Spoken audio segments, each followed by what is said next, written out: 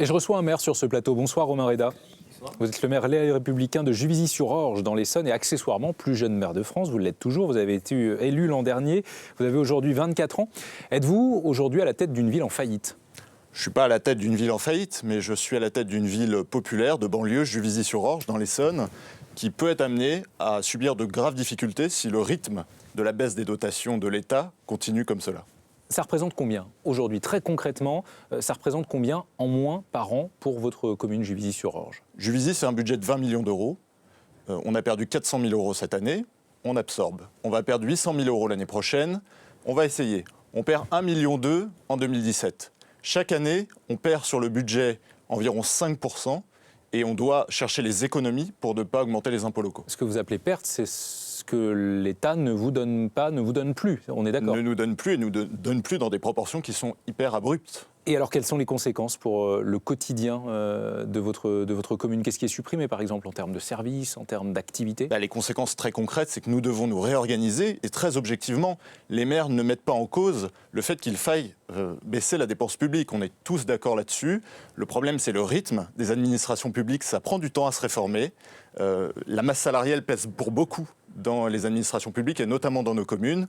60% à peu près du budget, la masse salariale. Mais vous ne me dites pas concrètement ce que ça va changer, le fait d'avoir beaucoup moins d'argent, ce que ça va changer sur le quotidien de votre commune. Quelles activités risquent par exemple de disparaître? Concrètement, quels services publics vont être ralentis? On se pose concrètement la question avec les maires de savoir si une mairie doit être ouverte du lundi matin jusqu'au samedi midi, si à l'heure d'Internet il n'y a pas des prestations que l'on peut faire en ligne. On se pose la question de certains accueils périscolaires, de certaines crèches, de savoir comment est-ce qu'on peut aujourd'hui maintenir le service pour des habitants qui sont en demande, parce que c'est ça le sujet aussi en face. On entendait des élus aujourd'hui lors des manifestations qui râlaient contre la réforme des rythmes scolaires notamment, puisque désormais une partie de l'activité périscolaire est à la charge des communes. Vous confirmez ou pas? Ça représente quoi justement pour vous? Bien sûr, les rythmes scolaires, nous, ça nous a fait un bond à peu près de 300 000 euros. Je vous disais, on a perdu 400 000 euros cette année, les rythmes scolaires plus 300 000 euros.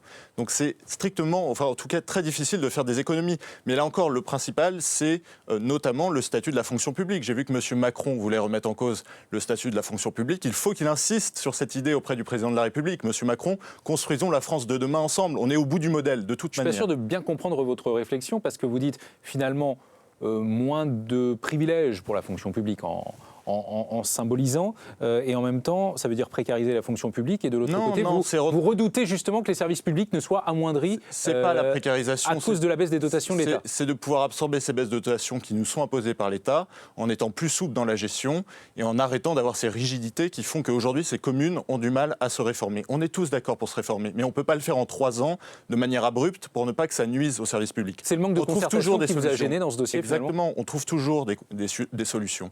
Parfois, il faut du temps. Il faut aussi expliquer ça aux habitants. Il faut une pédagogie. Des habitants qui, pendant 30 ans, ont vécu avec l'augmentation des services publics et aussi souvent l'augmentation de la fiscalité locale, ce qu'on ne peut plus faire objectivement aujourd'hui. Moins d'argent dans les caisses pour une commune, est-ce que ce n'est pas l'occasion rêvée finalement de faire le tri dans les dépenses? Certaines n'étaient peut-être pas, ou en tout cas sont peut-être devenues inutiles. Je ne suis pas d'accord avec vous, on parle des communes.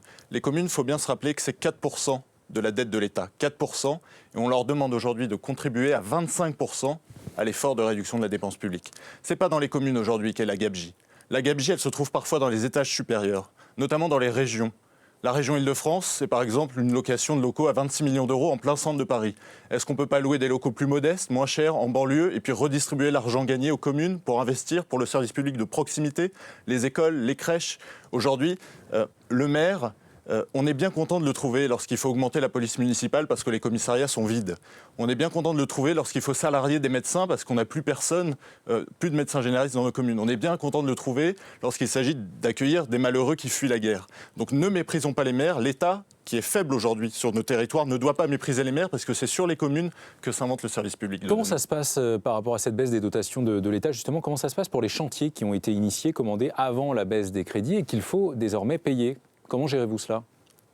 Généralement, on s'endette pour continuer des chantiers qui parfois augmentent à cause du coût des normes, qui pèsent toujours sur les collectivités locales, malgré tous les chocs de simplification qu'on veut nous vendre. Aujourd'hui, un gymnase, ça coûte 7 millions d'euros, ça coûtait 2 fois, 3 fois moins il y a 10 ans. Et la réalité, c'est que du coup, c'est moins d'équipements parfois pour nos habitants, moins de rénovation, et qu'on doit y aller par étapes. Des manifestations aujourd'hui, ce sera quoi la prochaine étape, justement, Romain Reda? Je crois qu'il faut continuer à se faire entendre auprès du gouvernement, auprès de l'État. Il y a beaucoup de maires François Hollande reste ferme jusqu'à présent, vous l'avez peut-être entendu hier, il a dit chacun doit faire un effort, les communes également. Bien sûr, mais François Hollande a été maire, Manuel Valls a été maire, ils savent ce que c'est de gérer une commune. C'est le service public de proximité. Ce n'est pas les petits fours, ce n'est pas des dépenses inconsidérées, ce n'est pas des dépenses de droite ou de gauche, c'est des dépenses qui sont utiles chaque jour pour le quotidien des habitants. C'est la cantine, c'est le bus scolaire, c'est la crèche, et ce sont des dépenses dans lesquelles moi je ne suis pas autorisé à couper. Merci beaucoup Romain Hadda d'avoir accepté l'invitation de Week-end Direct sur BFM TV.